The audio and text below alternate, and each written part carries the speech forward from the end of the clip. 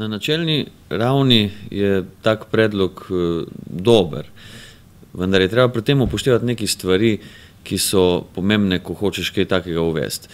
Zagotovo je treba upoštevati finančne implikacije, treba je upoštevati tehnološke zmožnosti uvedbe takega sistema, pa tudi socialni moment. Zdaj, pri financah verjetno ni treba kaj dosti razlagati, sistem pač mora biti takšen, da sledi finančni vzdržnosti našega avtocestnega programa in tako naprej.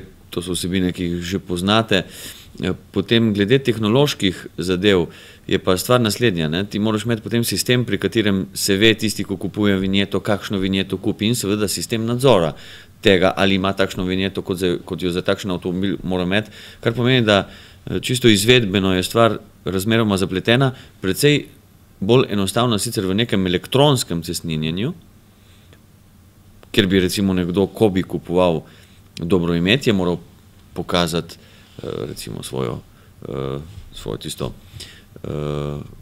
prometno dovoljenje, v katerem bi pisalo, kakšno kubikažo ima oziroma kakšno vozilo ima, potem bi morali biti to neki kriteriji, na podlagi katerih bi se razvrščalo v razrede in tako naprej. Tako da zgodba ni tako enostavna.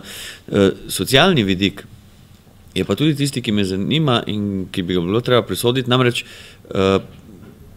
zdi se mi, da se marsikdaj tisti, ki so mogoče na socialnem dnu ali pa ki so v težjem socialnem položaju, težje odločajo za nova vozila.